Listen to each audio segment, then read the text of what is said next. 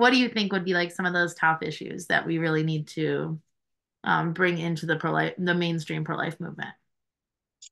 Well, I really do think that there's so much more that needs to be done, with due to, jobs and economically and discrimination against pregnant people.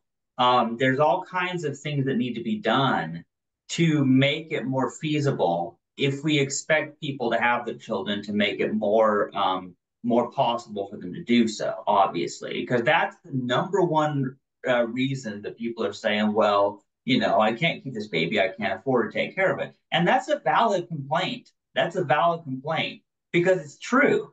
And that's a problem because I mean, we all are in trouble financially. That's the way things are going for everyone. And I think that is one of the biggest things that is not being talked about enough.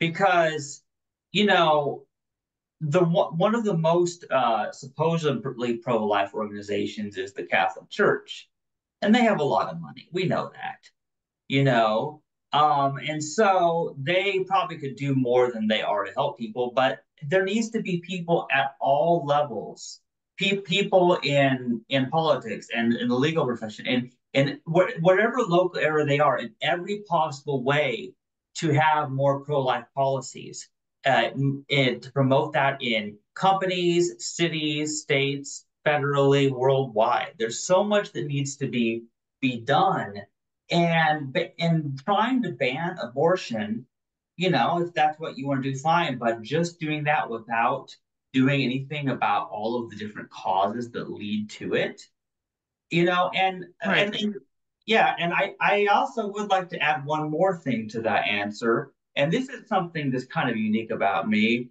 But I really think that we live in like this sexually liberated porn culture that's just quite frankly disgusting.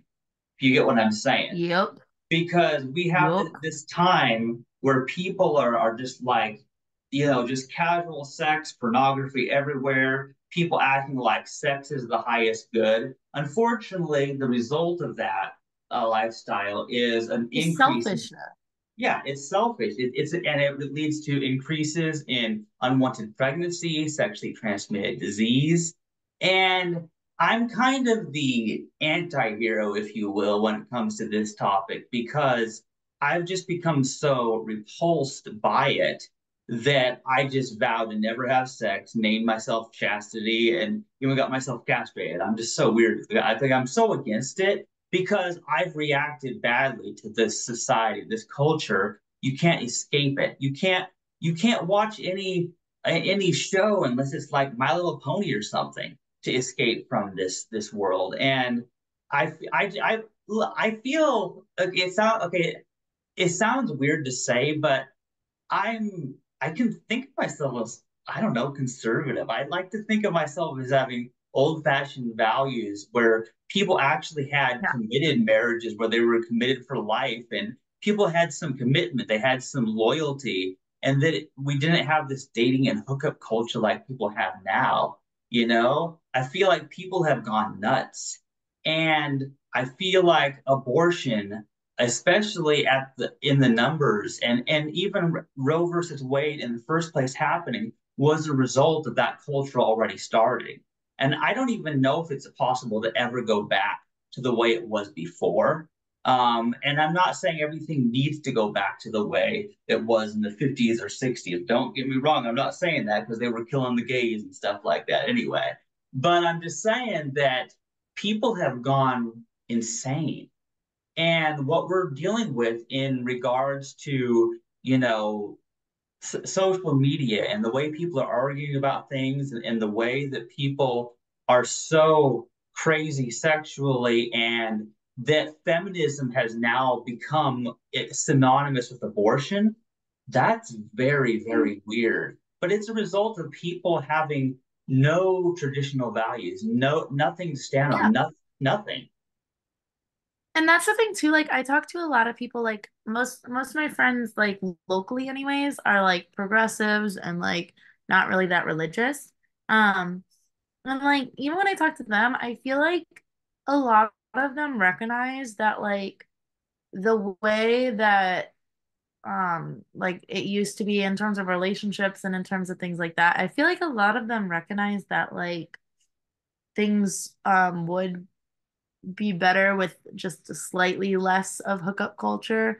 I feel like not everyone, but I feel like a lot of them recognize that and that it's just it's also like people are so afraid to like worry about other people's lives and other people's decisions. And I think that's kind of valid. Like I don't necessarily want to like legislate that people like abstain until marriage or that like people should get married younger or like a lot of things that I just think should happen. I don't want to legislate any of that. Right. And I think that's fair. And I definitely don't think I think there's issues from a religious standpoint with people sleeping around. Like, I don't like just from a religious standpoint, but from like a personal standpoint, I mean, I don't actually care. Like, personally, though, I just know that it's like a sin, you know what I mean? But like I don't actually care what people are doing. Um, I just think the world is lying to a lot of us and has been for a long time.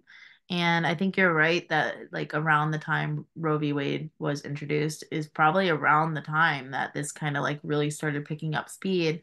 And it's that we live in a society and we have for decades that values instant personal gratification over a long-term commitment and this like familial bond, which is essential. Like human beings are not designed to be by themselves. We're not designed to like live life for ourselves. You can be very happy alone, like lots of people are, and lots of people are, I mean, they die never getting married, and some people are upset about that, like as they're dying, and other people are perfectly fine with it. I feel like a big chunk of the people who are perfectly fine with it are lying to themselves personally. But I mean, that's totally fair. Live your life the way you want. It's just it gets to a point where it's like we have so far pushed away the values of marriage, commitment, of building a family together, building a life together, of having someone to rely on, that people are left to rely on themselves. And when you rely on yourself, you are not able to um, fully understand where your place is in society. When you rely on yourself, you're just you are the center of your world. Your gratification, your life, your goals, your ambitions. Even if you're a very down to earth person, are the center of your thought process.